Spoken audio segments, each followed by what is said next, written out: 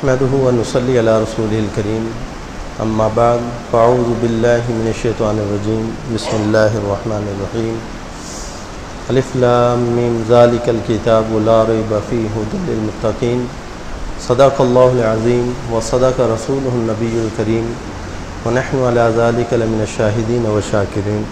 درود شریف پڑھیں. اللهم صل على محمد وعلى آل ابراہیم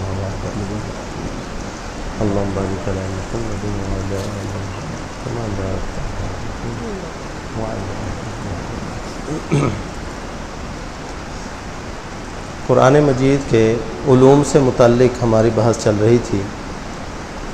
قرآنی علوم میں ایک مستقل باب ہے مضامین قرآن، کہ قرآن مجید کے اندر جتنی آیات ہیں ان کے اندر کتنے مضامین اور کتنے عنوان اختیار کیے گئے ہیں. اگر قرآن مجید کا گہری نگاہ سے مطالعہ کیا جائے تو نظر آئے گا کہ قرآن مجید کی جتنی بھی آیات ہیں وہ ساری کی ساری 4 مضامین اور 4 عنوانوں کے اندر گھری ہوئی ہیں. یعنی ان میں سے کوئی نہ کوئی ہر آیت نہ ان 4 میں سے کسی ایک مضمون سے متعلق ہوگی. ان میں سے پہلا مضمون ہے عقائد کا.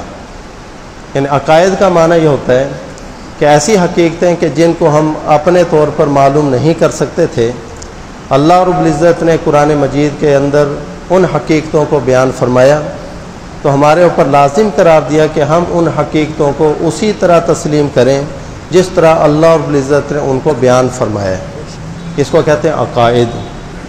اور دوسرا عنوان ہے اور دوسرا مضمون ہے احکامات کا، جس کے اندر پاکی ناپاکی کے احکامات بھی ہیں، عبادات بھی ہیں، معاملات بھی ہیں، معاشرت بھی ہے، اخلاقیات بھی ہیں. تو بہت ساری آیتیں قرآن مجید کی وہ احکامات سے متعلق ہیں. اور تیسرا مضمون اور عنوان ہے قصص، یعنی جس کے اندر سابقہ اقوام کے اللہ رب العزت نے قصص اور واقعات کو ذکر کیا ہے، جسے ہمارے سمجھانے کے لیے کہ ان کے حالات کو اپنے سامنے رکھ کر اپنی حالت کو ان کے اوپر قیاس کر کے دیکھو کہ جو قومیں کامیاب ہوئیں تو کس وجہ سے کامیاب ہوئیں، اور جو ہلاک ہوئیں تو ان کے اندر ہلاکت کی وجہ کیا تھی.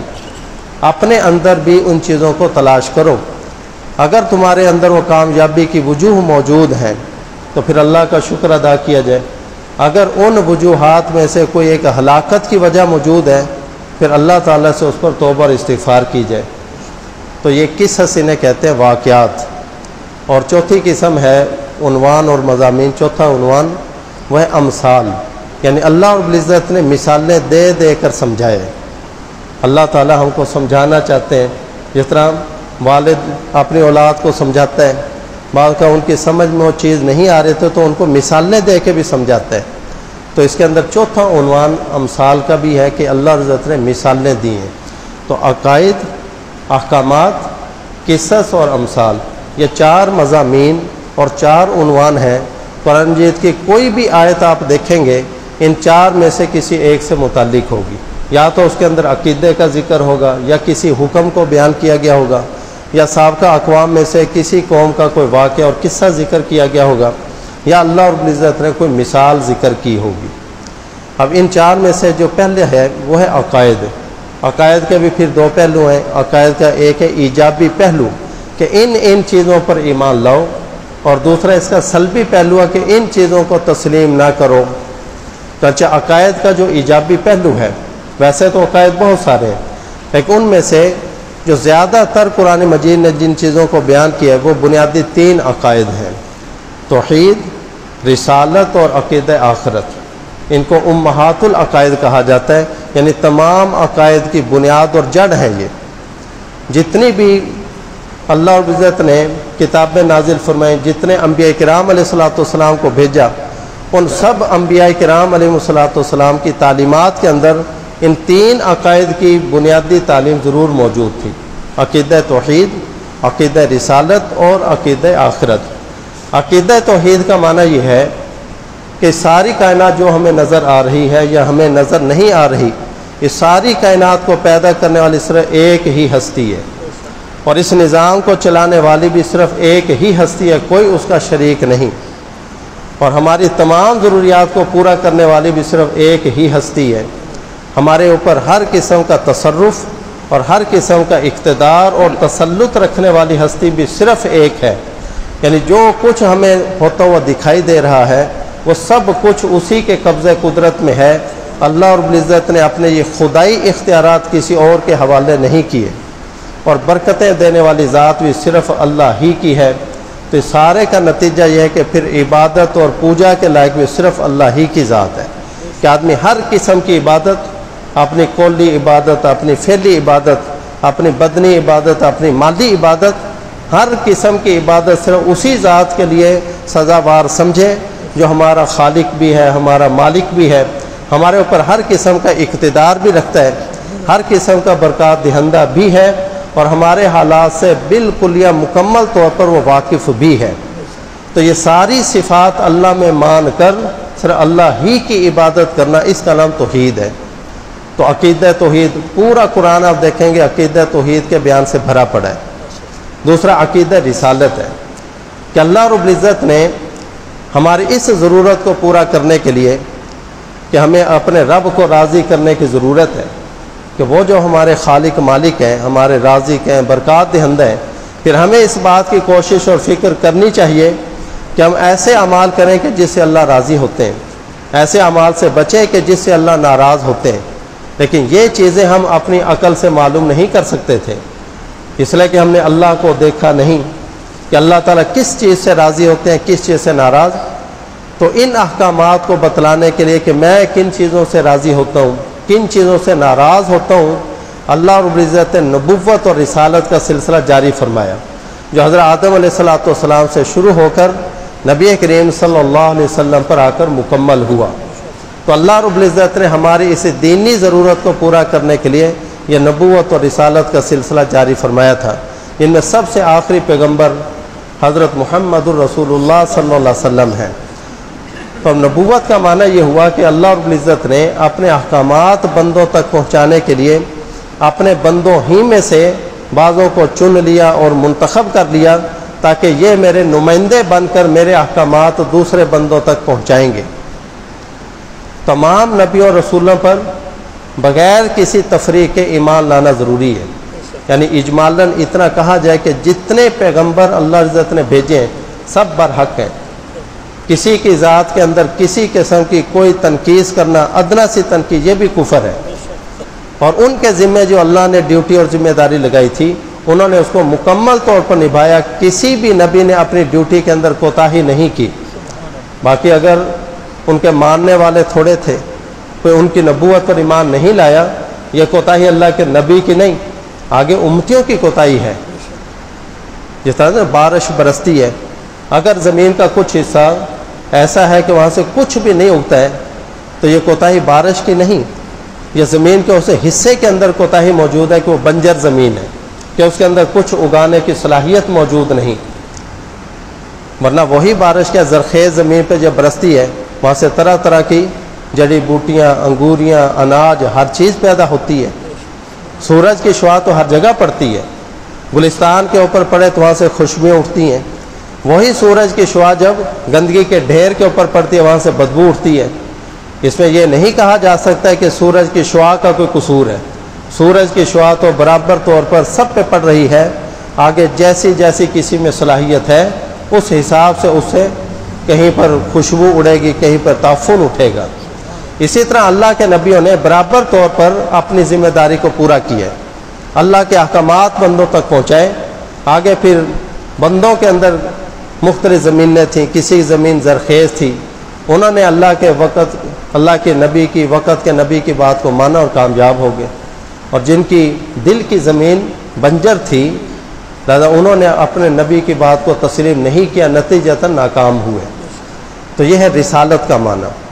اور تیسرا عقیدہ آخرت، کہ صرف دنیا ہی نہیں ہے کہ ہم جو زندگی گزار رہے ہیں کہ بس یہ ختم تو بس معاملہ ختم، ایسا نہیں ہے، بلکہ اللہ رب العزت نے اس دنیا کے بعد ایک جہان اور بھی رکھا ہے جہاں پر بندوں نے اپنے کیے کا حساب دینا ہے۔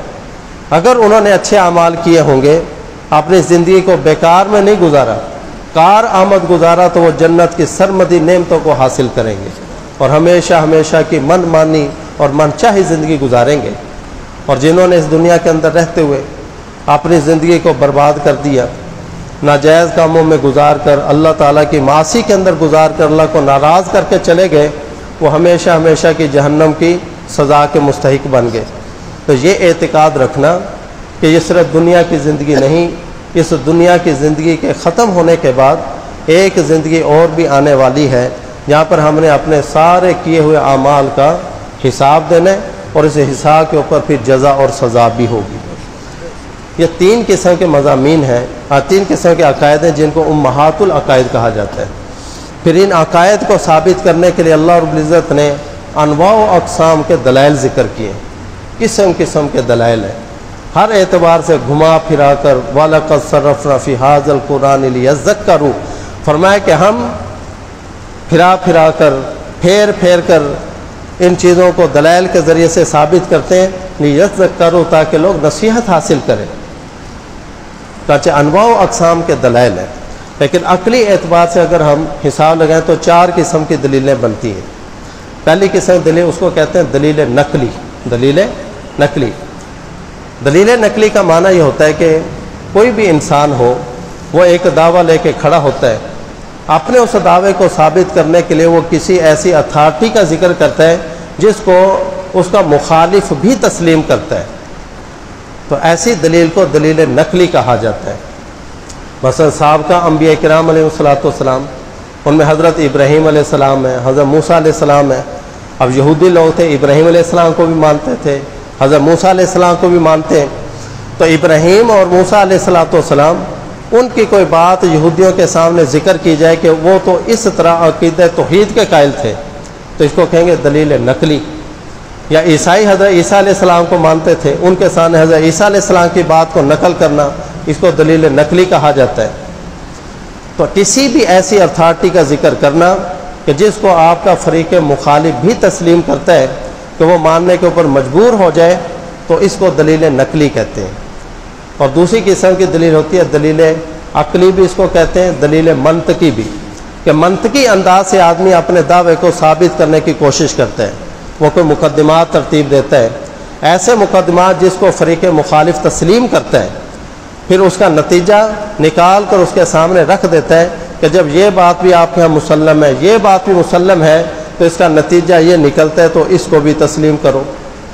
کہ جب فریق مخالف یہ مانتا ہے کہ زمین و آسمان ہر چیز کو پیدا کرنے والی ذات اللہ ہی کی ہے، ہمیں روزیاں دینے والی ذات بھی صرف اللہ ہی کی ہے، تو پھر اس کا لازمی نتیجہ یہ نکلتا ہے پھر عبادت کے لائق بھی صرف وہی ذات ہونی چاہیے، تو اس کو دلیل منطقی کہتے ہیں۔ آگے انشاءاللہ اس کی تفصیل ذکر کروں گا۔ اور ایک ہوتی ہے دلیل مشاہداتی، کہ جب انسان کوئی دعویٰ لے کر کھڑا ہوتا ہے تو وہ اپنے مخالف کو کچھ ایسی چیزیں دکھاتا ہے جو اس کو نگاہوں سے، کھلی نگاہوں سے نظر آتی ہیں، کہ ان چیزوں کو دیکھ کر وہ فریق مخالف بھی اس نتیجے پر پہنچتا ہے جس نتیجے تک یہ مدعی پہلے سے پہنچا ہوا ہے۔ مثلا میں یہ دعویٰ کرتا ہوں کہ عبادت کے لائق صرف اللہ ہے، اب اگر کوئی آدمی اس دعوے کو تسلیم نہیں کرتا تو پھر اس کے سامنے یہ مشاہداتی چیزیں ذکر کی جائیں، وہ دیکھو یہ ساری چیزیں تمہاری آنکھوں سے نظر آ رہی ہیں، زمین کو دیکھو، آسمان کو دیکھو، فی انفسکم، خود اپنے اندر غور کرو تو خود تمہیں اللہ رب العزت کی قدرت کے دلائل نظر آئیں گے، اور یہ بات ماننے پر آدمی مجبور ہو جائے گا کہ عبادت کے لائق صرف یہی ذات ہو سکتی ہے۔ ایسے دلائل کہتے ہیں دلیل مشاہداتی۔ اور ایک ہوتی ہے دلیل تجرباتی، کہ جب آدمی کوئی دعویٰ کرتا ہے تو اپنے دعوے کو ثابت کرنے کے لیے وہ سابقہ اقوام سے کوئی ایسی مثالیں پیش کرتا ہے، کوئی ایسے واقعات پیش کرتا ہے کہ جن واقعات کو پیش کر کے وہ یہ ثابت کرنا چاہتا ہے کہ دیکھو یہ بھی تو لوگ تھے، ہماری طرح کے انسان تھے، ان کے 2 گروہ ہوتے ہوئے ہم نے دیکھے کہ کچھ نے عقیدہ توحید کو تسلیم کیا، وقت کے نبی کی بات کو مانا، وہ کامیاب ہو گئے، اور جنہوں نے اس کو تسلیم نہیں کیا اور وقت کے نبی کی بات کو جھٹلا دی وہ ناکام ہو گئے۔ تو یہ ایک تجرباتی بات ہے۔ تو جب اس تجرباتی بات کو سامنے رکھ کر اس کے سامنے کوئی دلیل کے طور پر یہ باتیں ذکر کی جائیں گی، اس کو کہا جاتا ہے دلیل تجرباتی۔ تو 4 قسم کے دلائل ہو گئے، دلیل نقلی، دلیل منطقی یا دلیل عقلی، دلیل مشاہداتی اور دلیل تجرباتی۔ دلیل نقلی کی بات میں ایک مثال دیتا ہوں دیکھیے اللہ عزت نے نبی کریم صلی اللہ علیہ وسلم کی رسالت کو ثابت کرنے کے لیے فرمایا انہ لفی زبر الاولین، کہ یہ اللہ کی کتاب کے جو مضامین ہیں اور نبی کریم صلی اللہ علیہ وسلم کا رسول ہونا یہ تو پچھلے صحیفوں اور پچھلے لوگوں کی کتابوں میں بھی موجود تھا۔ یہ اللہ تعالیٰ نے ایک نقلی دلیل دی ہے، کیونکہ یہود و نصارہ سابقہ کتابوں کو تسلیم کرتے تھے، مانتے تھے۔ یہ ایک ایسی اتھارٹی کا حوالہ دیا گیا کہ انہی کتابوں میں پڑھو تو آپ کو نظر آئے گا کہ نبی کریم صلی اللہ علیہ وسلم کی رسالت کا تذکرہ وہاں موجود ہے۔ چنانچہ دیکھیے اتنی تحریف ہو جانے کے باوجود تورات بدل دی گئی، انجیل بدل دی گئی، آج بھی جو موجودہ کتابیں تحریف شدہ ان کی موجود ہیں، ان میں نبی کریم صلی اللہ علیہ وسلم کی رسالت کی گواہیاں اب بھی موجود ہیں، ابھی بھی اس کو چھپانے کی کوشش کرتے رہتے ہیں۔ وَإِنَّ فَرِيقًا مِّنْهُمْ لَيَكْتُمُونَ الْحَقَّ وَهُمْ يَعْلَمُونَ، فرمایا کہ انہی کا گروہ حالانکہ جانتے ہیں کہ نبی کریم صلی اللہ علیہ وسلم اللہ کے سچے رسول ہیں، لیکن فرمایا کہ انہی میں سے ایک گروہ ایسا ہے جو اس حق کو چھپانے کی کوشش کرتا رہتا ہے جان بوجھ کر۔ چنانچہ تورات کے اندر جو سفر استثناء ہے اس کے اندر صراحتاً لکھا کہ خداوند سینا سے آیا اور شعیر کے پہاڑ سے طلوع ہوا اور فاران کی چوٹی سے جلوہ گر ہوا، 10,000 قدسیوں کی جماعت کے ساتھ وہ داخل ہوا، اس کے دائیں ہاتھ کے اندر ایک آتشی شریعت ہے۔ دیکھیں جتنی باتیں ذکر کی گئیں، کوہ شعیر کا ذکر ہوا کہ وہاں سے طلوع ہوا، فاران کی چوٹی کا ذکر ہوا کہ وہاں سے نمودار ہوا، اور 10,000 قدسیوں کے ساتھ آیا جس کے ہاتھ میں آتشی شریعت ہے، یعنی جہاد کا وہ مدعی ہے، جہاد کرتا ہوا ہے۔ دیکھیں یہ ساری پیشین گوئی نبی کریم صلی اللہ علیہ وسلم کے علاوہ کسی اور نبی پر صادق نہیں آتی۔ جیسے کہ کوہ شعیر یہ مدینہ منورہ کے آغاز کے اندر پہاڑ ہے، تو جب آپ ہجرت فرما کر گئے تو وہاں سے اہل مدینہ پر طلوع ہوئے۔ اسی طرح فاران یہ جس کو ہم جبل النور کہتے ہیں، جس کے اندر یہ غار ہرا ہے، جس میں آپ علیہ السلام پہلی وحی اتری، تو آپ علیہ السلام وہاں جلوہ گر ہوئے، آپ پر پہلی وحی وہاں پر جلوہ افروز ہوئی۔ 10,000 قدسیوں کے ساتھ آپ مکہ کو فتح کرنے کے لیے آئے، تو 10,000 صحابہ کرام کی جماعت آپ کے ساتھ تھی، تو 10,000 مجاہدین کو لے کر آئے، آتشی شریعت آپ کے ہاتھ میں تھی، یعنی جہاد کرتے ہوئے آپ نے آ کر مکہ کو فتح کیا۔ بات بتلایا کہ یہ باتیں کسی اور نبی پر صادق آ سکتی ہیں۔ اسی طرح انجیل کے اندر، انجیل جو یوحنا انجیل ہے، اس کے اندر حضرت عیسیٰ علیہ السلام کا یہ قول نقل کیا گیا کہ جب وہ روح حق آئے گا تو تمہیں ساری سچی باتیں بتلائے گا، وہ اپنی طرف سے کچھ نہیں بولے گا، اسے جو کچھ اللہ کی طرف پہنچایا جائے گا وہ بندوں تک پہنچا دے گا۔ حضرت عیسیٰ علیہ السلام کے بعد کون سا روح حق آیا ہے؟ سوائے آپ علیہ السلام کے اور کسی پر یہ پیشی گوئی صادق نہیں آتی۔ وَمُبَشِّرًا بِرَسُولٍ يَأْتِي مِن بَعْدِ اسْمُهُ احمد، کہ حضرت عیسیٰ علیہ السلام فرماتے ہیں میں ایک ایسے نبی کی خوشخبری دینے والا ہوں جو میرے بعد آئے گا جس کا نام احمد ہے۔ تو قرآن نے اس کا ذکر کیا، ان کی کتابوں میں ابھی بھی فارقلیت کے نام سے ایک واقعہ موجود ہے، اس کو سب تسلیم کرتے ہیں، سوائے آپ علیہ السلام کے اور کسی پر صادق نہیں آتا۔ اور دیکھیں یہ ایک ایسی اتھارٹی ہے، تورات کے جو یہودیوں کے ہاں مسلم ہے، انجیل جو کہ عیسائیوں کے ہاں مسلم ہے، انہی کا حوالہ دے کر فرمایا کہ ہمارا نبی جو ہے یہ کوئی الگ باتیں نہیں کرتا ہے، یہ تمہارے ان سابقہ صحیفوں میں بھی ان کی باتیں موجود ہیں، خود ان کا تذکرہ تمہاری کتاب موجود ہے، پھر کیوں تسلیم نہیں کرتے؟ اللہ تعالیٰ سے دعا ہے کہ ہمیں ان حقیقتوں کے اوپر پختہ یقین رکھنے کی توفیق عطا فرمائے۔ آمین۔ وآخر دعوانا الحمدللہ رب العالمین۔